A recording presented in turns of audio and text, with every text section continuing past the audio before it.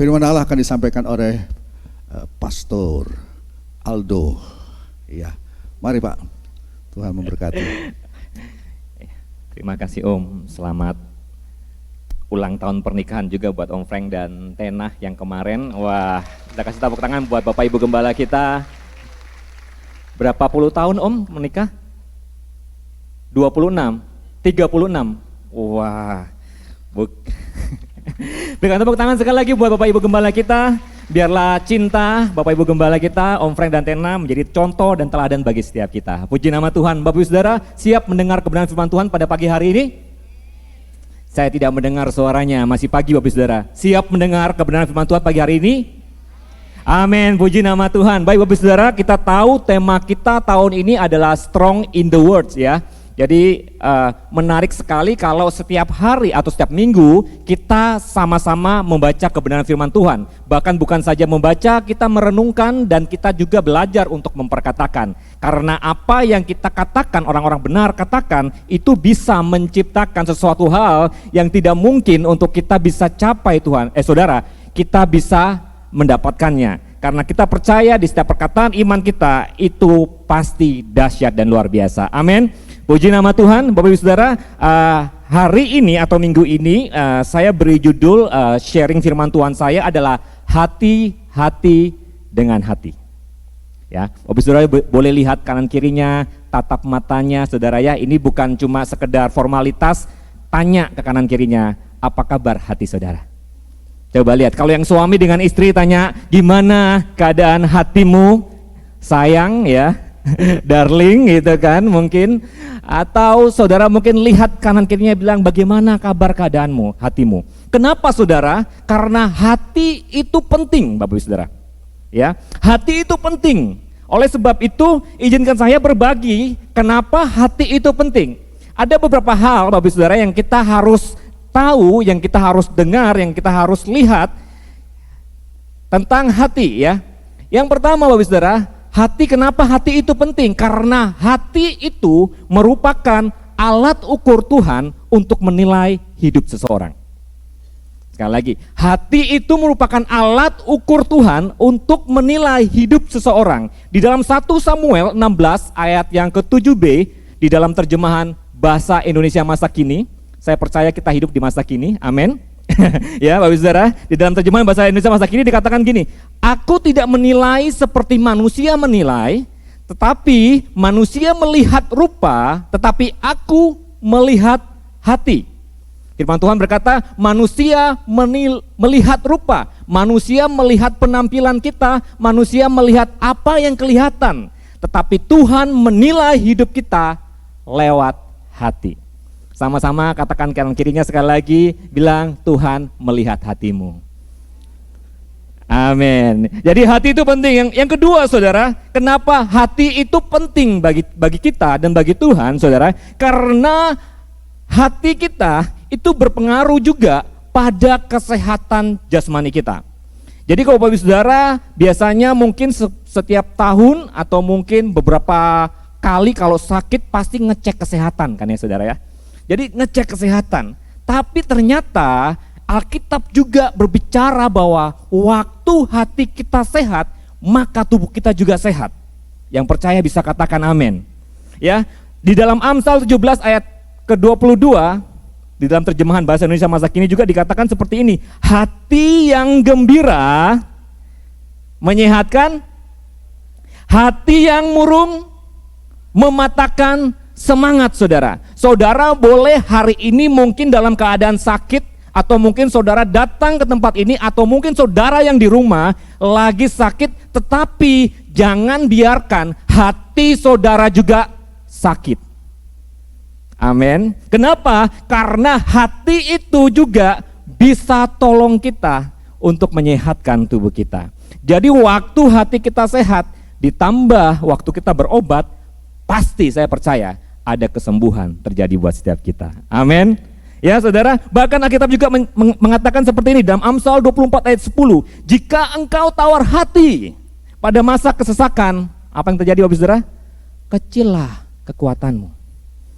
Jadi waktu saudara tawar hati, nggak mood saudara ya, bahasa kekiniannya ya, nggak bergairah, kecewa dengan ini itu. Akhirnya apa yang terjadi? Saudara tidak bersemangat saudara menghadapi kehidupan. Saudara mudah dikalahkan, disenggol sedikit langsung bacok saudara ya, bahasa Surabayanya ya saudara ya. Jadi gampang sekali terpatik dengan hal-hal yang buruk saudara. Karena apa? Hati kita tawar. Dan yang ketiga saudara, alasan kenapa kita harus hati-hati dengan hati dan kita harus memeriksa hati kita adalah ada keselamatan itu dimulai dari hati kita saudara. Di dalam Roma 10 ayat yang ke-9 dikatakan seperti ini. Sebab jika kamu mengaku dengan mulutmu bahwa Yesus adalah Tuhan dan percaya dalam hatimu saudara bahwa Allah telah membangkitkan dia dari antara orang mati, maka kamu akan diselamatkan. Setiap kita yang percaya bahwa keselamatan hanya ada di dalam Tuhan Yesus Kristus bisa katakan amin saudara. Tidak ada keselamatan di bawah kolong langit ini tanpa Yesus, karena Yesus satu-satunya jalan untuk kita bisa memperoleh keselamatan. Ya Bapak Saudara, jadi penting sekali untuk kita bisa melihat di situ hati itu punya peranan penting saudara. Bahkan yang banyak sekali kalau saya mau kutip ayat saudara, dan yang terakhir saudara, ternyata yang penting bukan terakhir dari khotbah saya saudara ya, tapi yang terakhir tentang hati ada lagi nih saudara. Hati kita adalah pusat dan sumber kehidupan kita.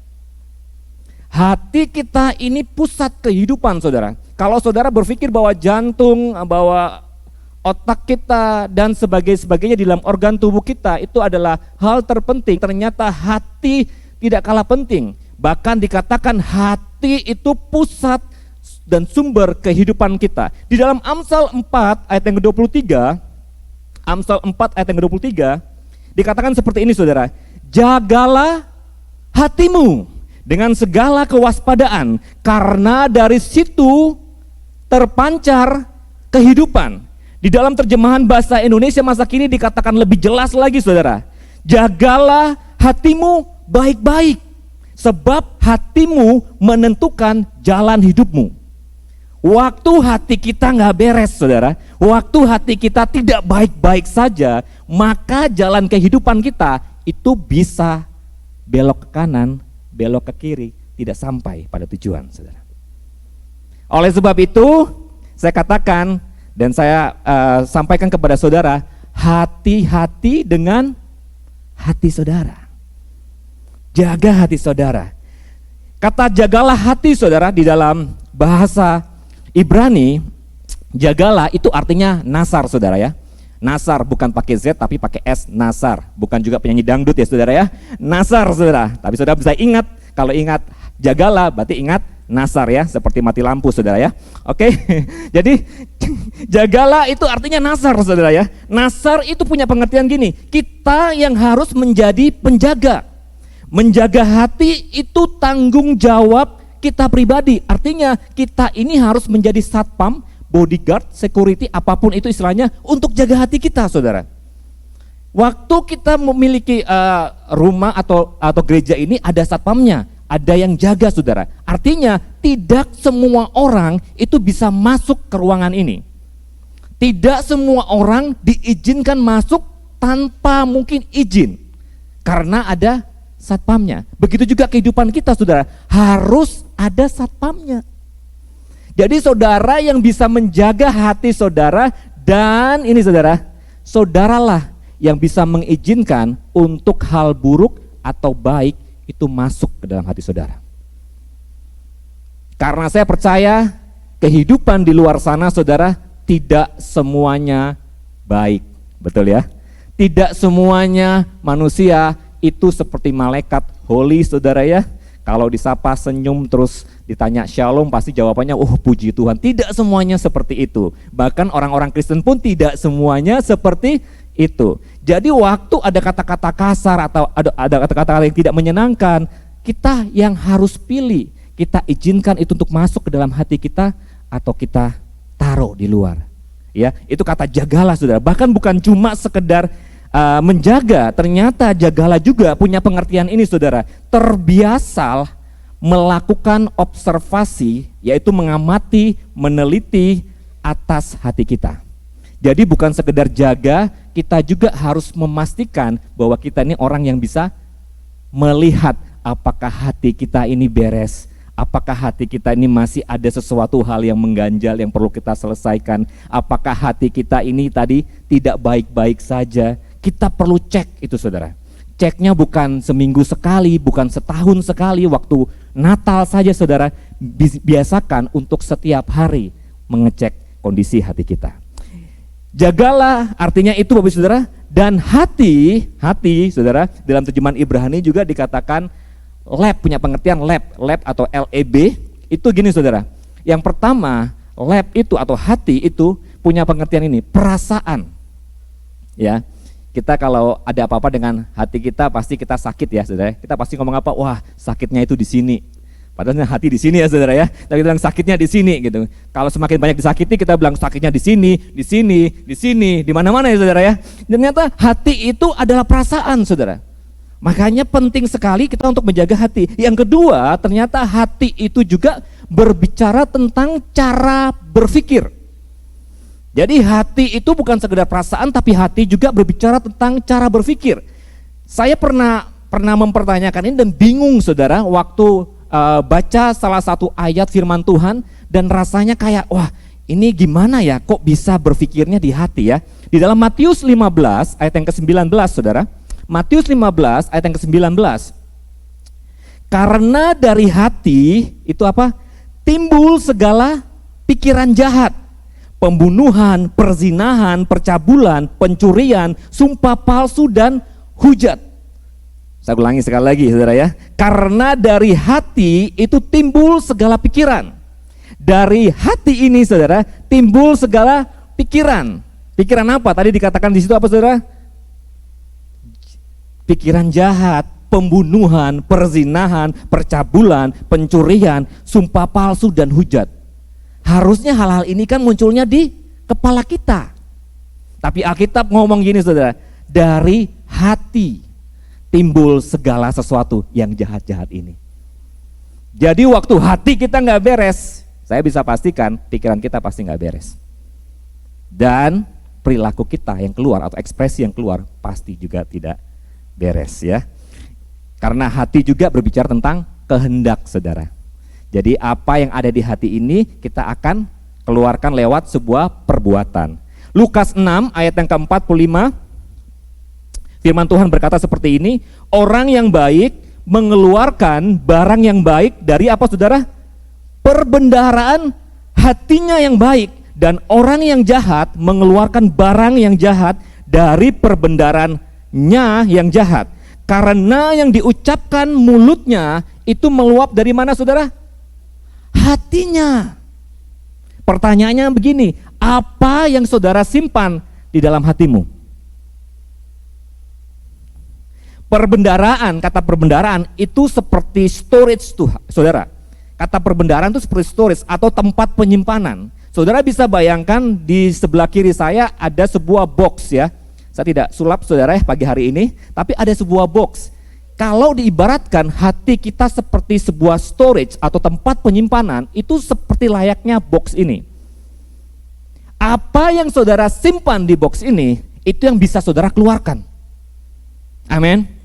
Kalau saudara simpan, firman Tuhan katakan apa? Kalau saudara simpan yang baik, yang keluar juga pasti baik saudara. Tapi kalau saudara simpan yang jahat, yang keluar juga pasti jahat saudara. Jadi make sure, pastikan hati saudara apakah baik atau jahat. Tadi WL-nya Bapak Endi sama Ibu Indah habis nyanyi haus enggak? Haus ya. Ya tadi WL-nya Ibu Indah sama Bapak Endi haus pasti. Dan ketika Bapak Endi, ya ini untung dikasih minum ya, wah luar biasa gereja kita ya menyediakan buat pelayannya, ya saudara ya. Jadi kalau misalnya ini nggak dapat minum, terus bertanya kepada saya, Kak Aldo atau Pak Aldo atau Om ya, kalau ibadah minggu biasanya anak IYC panggil saya Om, kalau di hari Minggu ya. Tapi tolong ada beberapa anak IYC kalau di ibadah youth panggil Kak aja ya, jangan panggil Om. Ya saudara, jadi misalnya ini bilang, Kak punya minum nggak? Pak punya minum nggak? Saya cek di box ini, oh bentar ya Andi ya, saya coba cek di box ini. Ada minum gak ya buat kamu? Waktu saya buka perbendaharaan saya saudara, saya lihat-lihat, Minum itu kan air ya saudara ya, cairan ya saudara ya. Saya lihat-lihat, saya periksa, dan saya berkata gini, waduh, Ndik maaf, nggak ada air minum, nggak ada air mineral. Tapi saya punya sesuatu yang mirip sih, bentuknya juga cair. Semoga kalau kamu minum juga menyegarkan gitu kan. Karena kalau dia minta air minum berarti kan dia haus dan minta sesuatu hal yang bisa menyegarkan kan saudara. Gimana kalau kira-kira saya kasih kamu ini? Ini pinjam dari istri saudara ya. Tadi dia nyuci, dia cari baiklinya nggak ada, ternyata saya pinjam saudara ya. Gimana? Kira-kira Ndik mau nggak? Ini bisa menyegarkan loh. Bukan menyegarkan tenggorokan, usus-usus kita juga disegarkan, bahkan bukan segar aja, dibersihkan. Ya, tidak disponsori ya saudara ya. Saya balik belakang aja, karena ditayangkan di YouTube. Saudara bisa bayangkan, ketika yang saya simpan itu bukan air mineral di dalam perbendaharaan saya, tetapi baik clean, saudara. Nanti bisa tim video diedit ya, tit gitu ya, baik clean-nya ya. Ya saudara ya, baik clean. Ketika ada seseorang datang kepada saya dan minta air untuk diminum, saya bilang saya nggak punya. Yang saya punya baik clean, cair juga sih, bisa diminum, tapi nggak tahu nanti berakhir di mana ya saudara ya. Saudara bisa bayangkan, kalau hati kita isinya adalah sesuatu yang terkadang kalau kita butuhkan itu nggak ada, nggak kita simpan. Itu yang seperti Alkitab katakan, bahwa hati kita itu menjadi perbendaharaan. Apa yang kamu simpan, itu yang bisa kamu keluarkan. Saudara nggak bisa memperkatakan firman atau mungkin berkata sesuatu hal yang baik kepada anak saudara mungkin ya, ketika mungkin melakukan sebuah kesalahan, entah mungkin nakal ya saudara ya, entah mungkin melanggar peraturan yang saudara buat di rumah saudara, saudara nggak mungkin bisa bilang gini, nak, senakal-nakalnya kamu, tapi firman Tuhan berkata, aku tetap mengasihi kamu. Itu hal yang berat untuk diucapkan. Karena apa? Saudara tidak terbiasa dengan firman Tuhan. Setiap hari dengarnya ya, atau informasinya itu dari TikTok ya saudara ya. Cara mendidik anak yang kasar, harus A, B, C, dan D. Harus tegas. Akhirnya kita praktekkan, kita marahin anak kita. Bahkan terkadang kita maki anak kita mungkin. Karena apa? Yang kita simpan yang begitu-begitu saudara. Bahasa komputernya yang kita download itu gitu-gitu aja saudara. Jadi yang kita install pasti yang buruk. Tapi kalau saudara ada mungkin di tempat ini yang pekerjaannya mungkin atau mungkin kontraktor atau mungkin tukang mungkin ada saudara. Saya melihat ada Om Bes, ada si Ko Cahyono. Saudara, waktu misalnya kalau ada 1-2 orang yang punya pekerjaan pertukangan ya saudara ya, yang berkaitan dengan membangun sesuatu, ketika mungkin alatnya hilang, contoh aja saudara, mungkin Pak Cahyono mungkin atau mungkin Om Bes kehilangan, tukangnya itu kehilangan bor. Lalu tiba-tiba pas waktu bangun atau proyeknya itu ternyata di sebelah rumah saya saudara. Dan mau beli juga butuh waktu lama, padahal ini urgent yang harus dikerjakan. Tiba-tiba datang ke saya, iseng aja mungkin, Pak Aldo atau Aldo punya bor enggak? Wah, itu kan tidak biasa ya saudara ya, dimiliki oleh rumah tangga ya, boro-boro bor gitu kan, mungkin palu aja kita nggak punya di rumah. Tapi kalau saudara siapkan itu, kalau saudara punya itu, maka saudara dengan senang hati juga akan mencari di storage saudara di rumah sebuah bor saudara. Karena apa? Karena saudara ternyata simpan itu di dalam storage hidup saudara atau storage yang saudara punya. Saudara bisa kasih, silakan pakai. Ya. Sejam 50.000 ya. Saudara bisa berapapun ya saudara. Saudara bisa tawarkan itu karena apa? Saudara punya. Tapi kalau saudara nggak punya, saudara nggak bisa tawarkan itu. Oleh sebab itu penting sekali untuk kita memastikan apa yang kita masukkan di dalam storage hidup kita. Amin, sampai sini saudara. Ya, saudara, penting sekali karena apa yang diucapkan oleh mulut kita ternyata semua itu keluar dari hati kita, saudara. Dari hati ini loh, saudara. Ya, jadi kita tidak bisa melepaskan sesuatu atau memberikan sesuatu yang tidak kita simpan. Yang setuju bisa katakan amin. Amin saudara ya. Oleh sebab itu sekali lagi saudara, saya ingatkan untuk hati-hati dengan hati kita. Oleh sebab itu penting sekali untuk kita selalu menjaga hati kita benar. Jangan simpan saudara yang namanya kekhawatiran. Ya, saudara boleh mungkin takut, tapi jangan sampai menjadi ketakutan yang terus saudara bawa kemana-mana. Jangan simpan kepahitan saudara. Mungkin ada yang disakiti, ya saya nggak tahu saudara siapa yang menyakiti saudara. Mungkin orang terdekat saudara, mungkin orang tua saudara, mungkin tetangga, atau mungkin orang yang saudara kasih, bahkan mungkin gembala saudara. Contoh Om Frank ya, Tena maaf. Bahkan mungkin gembala saudara.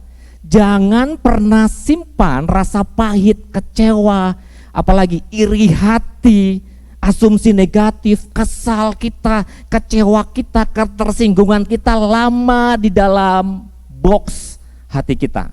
Habis itu kita kunci, kita password lagi, dan cuma kita yang tahu. Sehingga orang lain tidak bisa tolong saudara untuk apa? Pulih dari semuanya itu. Jangan simpan lama-lama saudara. Kenapa? Karena itu akan menjadi stok saudara di dalam menghadapi kehidupan. Bagaimana mungkin orang yang kecewa, orang yang tadi tawar hati bisa punya sukacita dalam menghadapi kehidupannya? Ketika ada benturan sedikit, pasti akan semakin kecewa. Ketika disinggung sedikit, semakin kecewa. Kalau saya ibaratkan saudara ya, kekecewaan atau kepahitan bentuknya itu seperti saudara bisa bayangkan aja, luka yang ada di jari saya, di telunjuk saya. Bayangkan saja saudara, jari saya luka ya. Saudara bisa bayangkan kalau jari saudara luka, segala sesuatu yang saudara sentuh itu pasti sakit. Yang luka jarinya, tapi waktu saudara sentuh kepala saudara berasa seperti sakit. Waktu saudara sentuh jantung saudara, wah jantung saya ini sakit.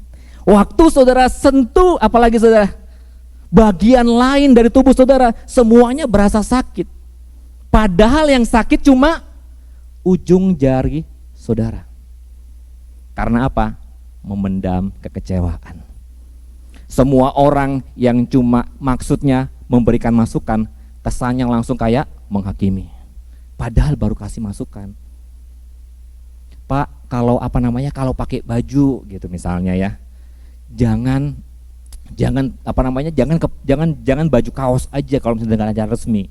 Padahal maksudnya baik, supaya apa? Supaya Bapak ini bisa tampil lebih baik. Tapi karena di dalamnya sudah terlanjur kecewa, langsung mutung saudara. Jadi apa yang saudara simpan itu berpengaruh buat kehidupan kita. Kita akan belajar dari Kain dan Habel saudara.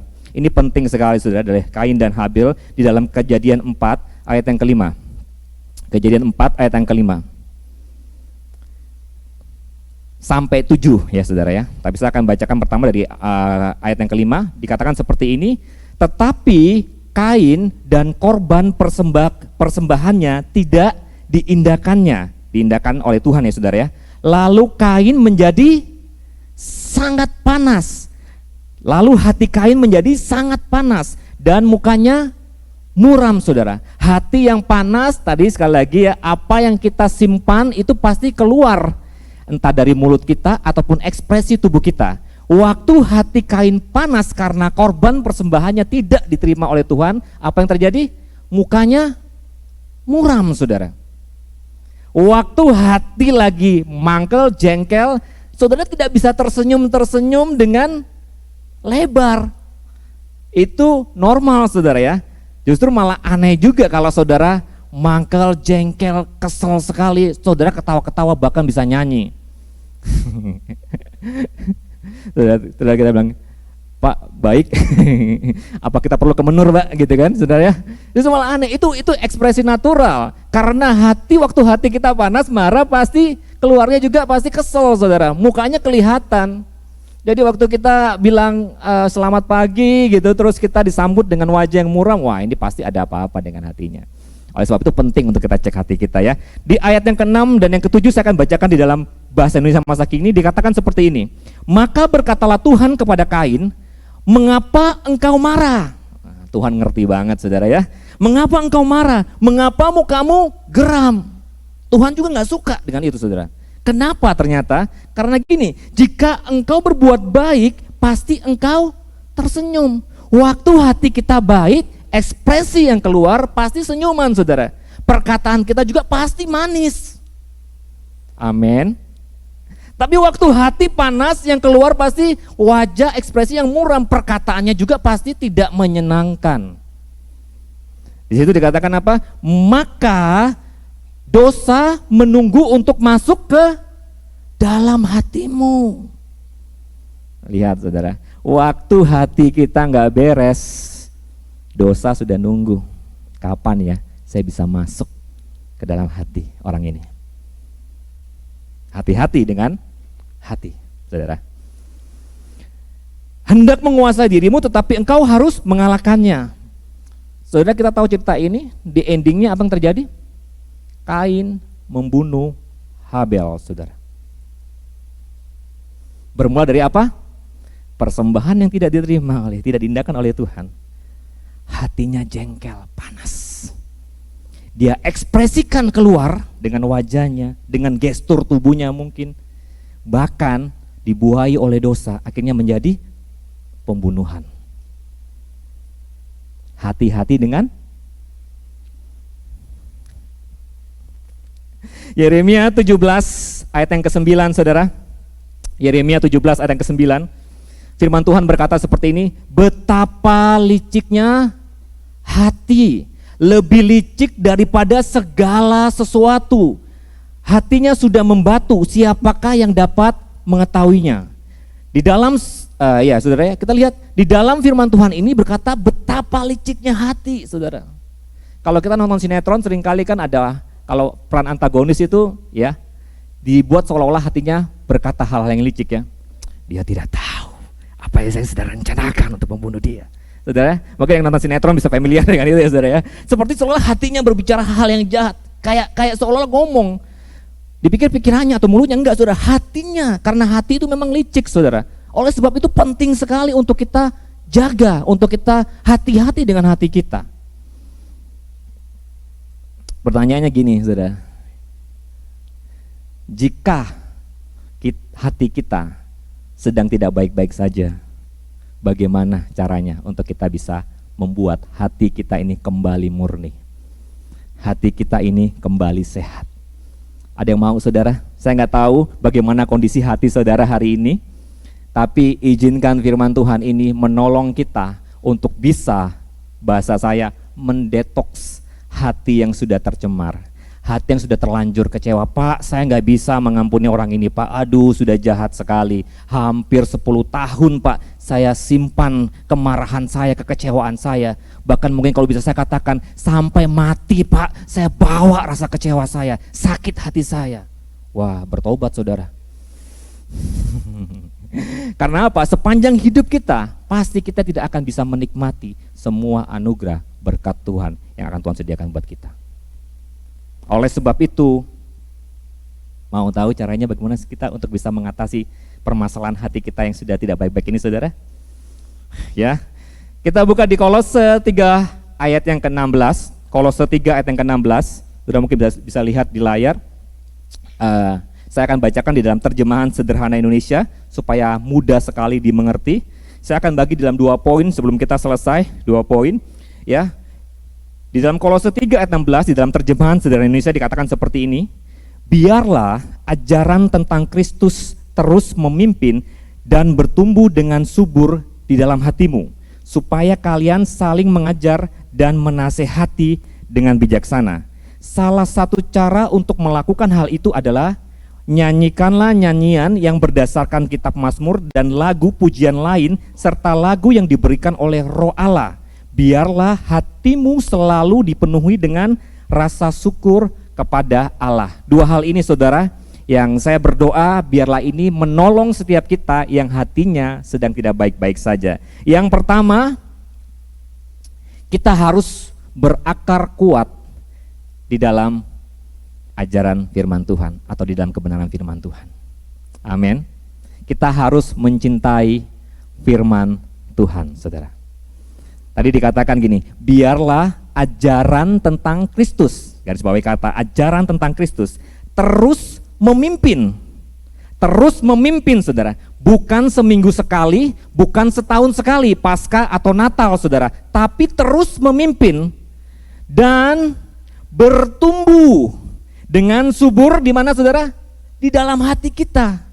Untuk bisa mendetoks segala hal yang disebut kekecewaan, kepahitan, iri hati, dengki, dan sebagainya itu, saudara. Yang jahat-jahat itu adalah mengizinkan ajaran tentang Kristus, firman Tuhan itu bertumbuh di dalam hati kita. Saudara tidak mungkin bertumbuh di dalam ajaran firman Tuhan jika ini, saudara, tidak pernah mencintai dan membaca firman Tuhan setiap hari. Back to the basic, saudara ya, ini dasar sekali tapi ini kebenarannya. Saudara mungkin hanya baca seminggu sekali, waktu diajak oleh yang offering preaching, mari Bapak Ibu Saudara kita bangkit berdiri, ayat hafalan. Tadi saudara hafal ayat yang tadi dibaca sama-sama, saudara? Atau sudah hilang? Belum sampai rumah loh, saudara ya, baru beberapa menit lalu. Itu penting, saudara. Kalau kita tidak pernah baca firman Tuhan, Alkitab kita, waktu kita pulang kita taruh baik-baik di rak buku kita atau di mana kita geletakkan dan itu berdebu setiap hari, baru kita bersihkan waktu hari Minggu, saudara, maka pergumulan tentang kekecewaan, kepahitan dan teman-temannya itu, saudara, akan terus bersarang di dalam kehidupan kita. Salah satu cara terbaik untuk bisa mendetoks itu adalah terus membaca firman Tuhan dan merenungkan firman Tuhan. Yang setuju bisa katakan amin. Jadi kesimpulan saya, firman Tuhan bukan pilihan, saudara, tapi firman Tuhan adalah kewajiban. Pulang, baca firman Tuhan. Mau satu ayat, mau dua ayat, mau satu pasal, mau saudara baca dari Kejadian sampai Wahyu, kamus-kamus Alkitab saudara habiskan juga bila perlu, nggak apa-apa, saudara. Itu bagus. Karena apa? Itu yang nanti akan kita simpan di storage hati kita. Sampai sini saudara nanggap? Amin. Ya saudara ya, itu akan kita simpan. Tapi kalau nggak pernah ada firman Tuhan setiap hari, bagaimana mungkin waktu saudara menghadapi masalah, cobaan dan sebagainya, saudara bisa hadapi dengan kebenaran. Saya dengan istri setiap hari, saudara, kita latih diri kita, sekalipun hamba Tuhan juga, saudara, tapi terkadang sering bolong-bolong juga baca firman Tuhan, saudara. Tapi kita berusaha untuk setiap pagi, setiap malam sebelum kita istirahat, bahkan sebelum kita memulai hari untuk baca firman Tuhan, untuk berdoa, untuk baca firman Tuhan setiap hari. Bahkan saya punya kebiasaan, mungkin kalau anak-anak muda, teman-teman muda mungkin tahu, saya selalu sharing ayat firman Tuhan di IG story saya. Kenapa, saudara? Karena saya tahu seringkali anak-anak muda sulit untuk baca firman Tuhan setiap hari. Ada anak muda sini bisa katakan amin, aduh. Ya, sulit, saudara. Tapi minimal waktu mereka lihat story saya ada ayat firman Tuhan. Daripada kosong kan, saudara ya. Ayat firman Tuhan mending, saudara ya. Waktu saya lihat, wah puji Tuhan, ya ada 150, 200, 250 yang baca. Minimal waktu mereka skip atau apapun, mereka pasti lihat ada ayat firman Tuhan yang terpampang di situ. Responnya juga macam-macam, ada yang cuma kasih love, ada yang bilang, Kak, terima kasih buat ayat firman Tuhan hari ini. Kita nggak pernah tahu feedbacknya, saudara. Tugas saya cuma membagikan ayat firman Tuhan supaya dibaca minimal setiap hari dengan cara share di IG story.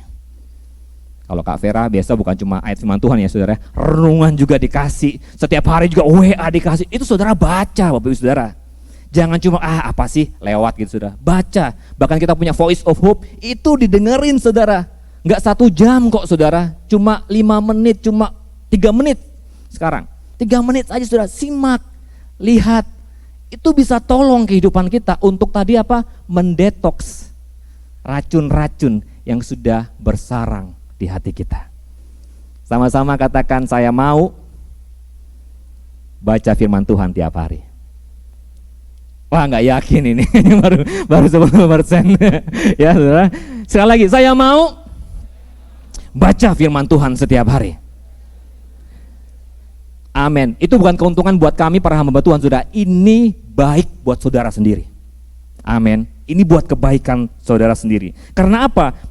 Karena apa saudara? Filipi 4 ayat yang ke-8 dikatakan seperti ini. Jadi akhirnya saudara-saudara, semua yang benar, semua yang mulia, semua yang adil, semua yang suci, semua yang manis, semua yang sedap didengar, semua yang disebut kebajikan dan patut dipuji, pikirkanlah semuanya itu. Itu semua nggak mungkin saudara pikirkan kalau saudara tidak pernah baca sumbernya. Betul apa betul? Nggak bisa saudara. Saudara nggak bisa memikirkan kebaikan, kebenaran, keadilan, kejahatan dibalas dengan kasih. Saudara nggak akan pernah bisa baca, nggak akan bisa lakukan itu karena saudara tidak pernah baca sesuatu hal yang dikatakan kebenaran itu di dalam kebenaran firman Tuhan, saudara. Waktu saudara diperlakukan tidak adil, waktu saudara mungkin disakiti, ayat firman Tuhan apa? Kasihilah musuhmu. Itu saya bisa ngomong gini karena saya baca firman Tuhan, saudara. Tapi kalau saudara nggak pernah baca, kira-kira apa yang terjadi? Balas dendam, saudara. Sakiti balik. Apalagi saudara ya, output atau input yang kita terima dari luar, itu semua yang negatif, semua yang buruk. Tadi saya katakan ada TikTok lah, Instagram lah, semua yang jahat-jahat, akhirnya kita mulai berprasangka yang buruk tentang orang lain. Ciri-ciri orang yang akan menyakiti saudara misalnya 1, 2, 3, wah itu yang kita dengar saudara, yang kita lihat, itu yang sering kali kita konsumsi saudara, yang kita masukkan ke storage hidup kita. Maka wajar kalau saudara nanti seperti Kain. Saya berdoa tidak ada di tempat ini Elohimers semuanya suka merenungkan dan membaca firman Tuhan. Amin. Ya saudara ya. Manfaat dari berakar dalam firman Tuhan ternyata bukan hanya sekedar membuat pertumbuhan pribadi kita saudara, tetapi juga dapat saling mengajar dan menasehati. Tadi sebelum saya sharing firman Tuhan, ada beberapa teman-teman hamba Tuhan gitu kan, teman-teman sepelayanan bilang selamat melayani. Tadi Kak Ovi di sebelah saya bilang semangat, Tuhan pasti berserta. Wah, saya tahu kata-kata itu keluar bukan dengan motivasi yang buruk saudara, tapi mereka pasti punya masukan atau input adalah kebenaran firman Tuhan. Sehingga kata-kata yang dikeluarkan adalah kata-kata yang membangun. Kenapa saya katakan seperti itu saudara? Di dalam Efesus 4 ayat yang ke-29, Efesus 4 ayat ke-29, di dalam, saya akan bacakan di dalam Alkitab yang mudah dibaca ya saudara ya. Dikatakan seperti ini, bila kamu berbicara janganlah katakan yang buruk, tetapi katakan yang perlu, yang dapat menguatkan iman orang lain, sehingga ucapanmu menolong orang yang mendengarnya, saudara. Saudara suka nggak berteman sama orang yang seperti ini kira-kira kriterianya, saudara? Ketemu sama kita, wah omongannya itu wah, bukan munafik juga atau bukan mungkin apa ya, bahasanya pansos atau mungkin apa ya, bukan pansos, biasanya apa? Bro, orang Jakarta. Ya itulah saudara ya. Biasanya kayak memuji dan dengan maksud atau menjilat, biasanya bahasa Indonesianya. Menjilat bukan karena itu saudara, tapi karena firman Tuhan yang sudah hidup dalam kita. Ini outputnya yang keluar tuh harusnya seperti ini. Perkataan yang apa? Membangun, menguatkan orang lain saudara. Bahkan ucapan kita juga menolong orang yang mendengarnya. Bukan justru dirasani, apalagi dirasani di belakang orang tersebut saudara. Itu sakitnya bukan di sini, di mana-mana saudara ya. Jadi pastikan waktu hati kita bersih, waktu hati kita benar, saya percaya ini yang akan keluar. Amin. Yang kedua saudara, yang kedua dan yang terakhir, untuk kita bisa mendetoks hati yang sudah tercemar ada lagi nih saudara, membangun kebiasaan bersyukur. Bapak Ibu Saudara, waktu ada di dalam lembah, di dalam masalah, lebih gampang menggerutu atau bersyukur? Waduh, Tuhan ini sudah pelayanan loh Tuhan misalnya ya. Kok masih gini-gini aja? Cari pekerjaan susahnya minta ampun. Hidup sama suami sama istri ini kayak aduh papa mama misalnya bertengkar setiap hari. Kenapa kita nggak coba untuk belajar bersyukur saudara? Dengan apa yang ada, dengan apa yang kita alami. Karena di dalam bersyukur itu pasti akan ada mujizat. Salah satu cara saudara ya untuk melakukan ucapan syukur, tadi kalau kita kutip di dalam Kolose 3 ayat yang ke-16 di dalam terjemahan Sederhana Indonesia dikatakan seperti ini. Salah satu cara untuk melakukan itu adalah nyanyikanlah nyanyian yang berdasarkan kitab Mazmur dan lagu pujian lain serta lagu yang diberikan oleh Roh Allah. Biarlah hatimu dipenuhi dengan rasa syukur kepada Allah. Rasa syukur itu akan muncul ketika saudara membiasakan atau membangun kebiasaan juga untuk memuji dan menyembah Tuhan, saudara. Kita bersyukur setiap hari, setiap minggu kita datang ke gereja ini, kita diajak untuk memuji dan menyembah Tuhan. Jangan capek, saudara, untuk nyanyi. Itu baik buat hidup kita, buat hati kita. Waduh, WL-nya nih nyanyinya panjang banget gitu kan. Diputar-putar lagi lagunya, misalnya gitu, saudara. Sudah kesel sendiri, akhirnya sudah diam. Gak mau nyanyi, capek. Jangan capek, saudara. Itu bagus buat kita. Supaya apa? Kita terlatih mengucap syukur. Karena terbiasa menyanyikan pujian. Dikatakan sih tadi apa? Nyanyikanlah nyanyian yang berdasarkan kitab Mazmur dan lagu pujian lain. Berarti lagu-lagu rohani juga itu berpengaruh enggak, Pak? Berpengaruh, Bapak Ibu Saudara. Apa kabar mungkin di handphone saudara, atau mungkin kalau yang masih ada pakai kaset tape atau laserdisc atau mungkin piringan hitam, saudara? Pertanyaannya, saudara masih dengar lagu-lagu pujian enggak? Atau mungkin yang saudara dengar ada tembang kenangan? Hatiku hancur mengenang di kau, ya saudara ya, ketahuan umurnya. Enggak saudara ya, saya enggak setua saudara, bapak tempat ini. Ya, apakah itu yang seringkali mengisi kehidupan kita, saudara? Atau ada mujizat dalam bersyukur, atau yang rohani-rohani yang masuk, saudara? Kenapa itu penting, saudara? Ketika ada mungkin, contoh aja saudara, ini bukan kejadian sebenarnya, ada suami istri misalnya bertengkar di dalam rumah tangga mereka ya. Wah, dari mulut adu argumen, adu mulut hanya gara-gara mungkin odol itu dipencetnya di atas atau di bawah gitu kan saudara ya. Atau mungkin digulung gitu kalau sudah habis, hanya gara-gara odol bertengkarnya minta ampun. Bahkan bukan adu mulut saja, sampai mungkin main tangan, saudara. KDRT terjadi di situ. Nah, waktu setiap hari saudara putar, kebiasaan orang-orang lama ya saudara ya, mungkin anak muda mungkin belum ngidupin ini, kebiasaannya setiap pagi itu mungkin putar radio ya saudara ya, dengar tembang-tembang kenangan gitu kan, request, salam-salaman mungkin ya dari radio, mungkin lagu-lagu tembang kenangan saudara ya. Niada niati mewarnai kehidupan saudara, Betaria Sonata ya saudara ya, yang ketawa mau ya, yang ketawa tahu lah maksudnya ya saudara ya. Anak-anak muda mungkin nggak paham ya, saudara. Mungkin itu yang mengisi kehidupan saudara. Kita tahu ya lagu-lagunya Betaria Sonata, Niada niati ya saudara ya. Betaria Sonata yang terkenal itu gelas-gelas kaca tuh Niada niati ya, gelas-gelas kaca. Wah, hafal sekali PAW-nya, luar biasa. Tapi bukan itu yang luar ya saudara. Betaria Sonata yang terkenal apa tuh? Lihatlah tanda, ya kan? Merah di pipi, wah, bekas gambar tanganmu. Wah, saudara. Waktu dilakukan KDRT, misalnya suaminya nampar gitu karena selalu emosi menampar istrinya. Lalu pujian itu yang terdengar, saudara. Pujian ya, bukan ya, lagu ya. Tiba-tiba lagu itu terdengar terngiang-ngiang. Karena apa? Setiap hari saudara dengarnya itu aja. Pak Aundatu lewat gitu kan. Terus apa? Terwosiper lewat, saudara. Citne Mohede lewat. Betaria Sonata yang seringkali masuk ke dalam hati saudara, ke dalam telinga saudara. Waktu ditampar langsung apa? Tidak lama lagi kita cerai. Pulangkan saja aku sama orang tuaku. Padahal orang tuanya sudah meninggal saudaranya, karena 50 tahun menikah. Pulangkan saja. Kenapa? Karena lagu syair itu yang seringkali mengkontaminasi hati kita. Jadi perhatikan hati-hati apa yang saudara dengar, apa yang saudara nyanyikan. Saya bukan berkata bahwa saudara tidak boleh dengar itu ya saudara ya. Enggak apa-apa, tapi porsinya harusnya tidak lebih banyak daripada pujian dan penyembahan yang mengisi kehidupan saudara. Amin.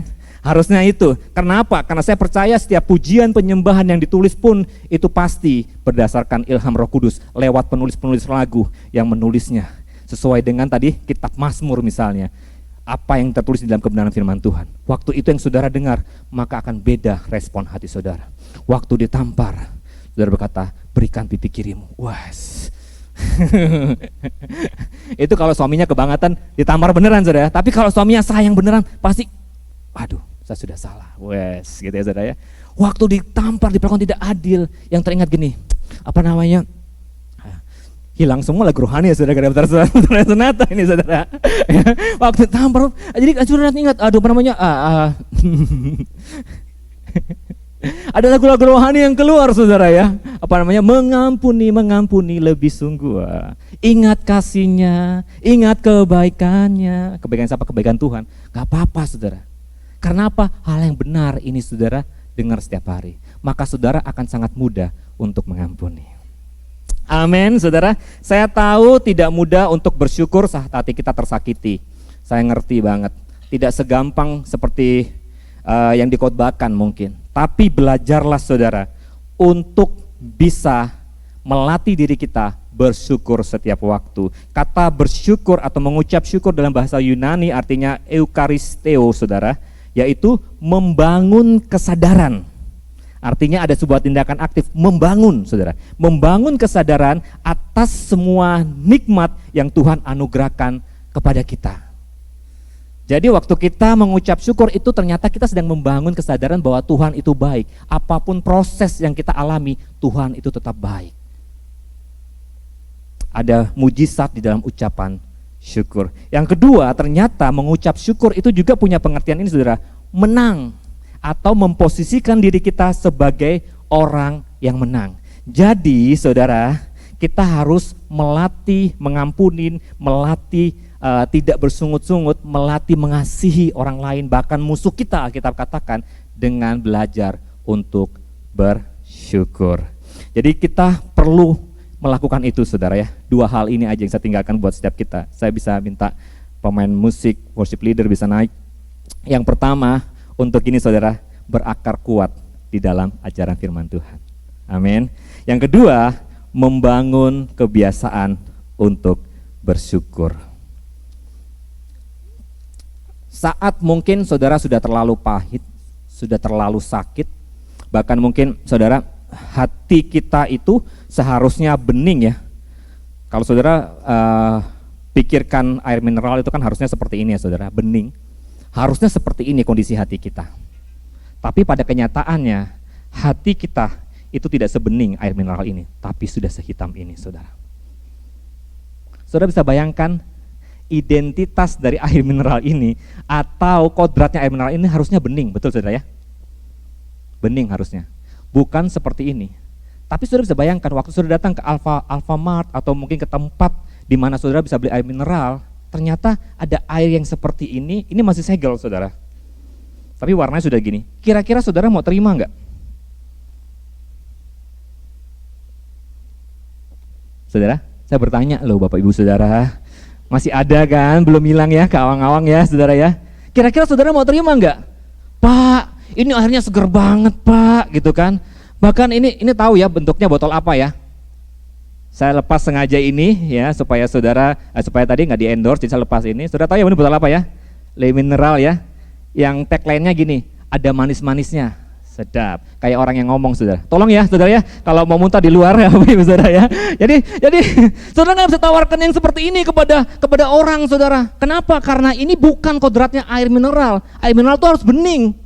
Tapi waktu saudara tawarkan ini kira-kira ada yang mau enggak? Sama dengan hati kita, storage kita kalau isinya kotor seperti ini saudara. Saudara mau kemanapun pasti saudara akan dihindari. Sekalipun ini masih segelan saudara, tidak akan pernah mau dijamah dan diminum. Mau dikasih gratis, nggak usah beli misalnya, nggak akan mau. Apalagi saudara mau tawarkan ke orang lain yang haus, nggak bisa saudara, pasti akan ditolak. Karena semua kita tahu bahwa air mineral itu ya memang harus bening. Supaya apa saudara? Supaya saudara bisa minum. Dan haus saudara ya, tadi ngomong ya, nggak dikasih minum juga, oke. Dan saudara bisa tawarkan juga ke orang lain minimal. Kalau apa? Pastikan hati kita bening dan bersih. Oleh sebab itu, hati-hati dengan hati.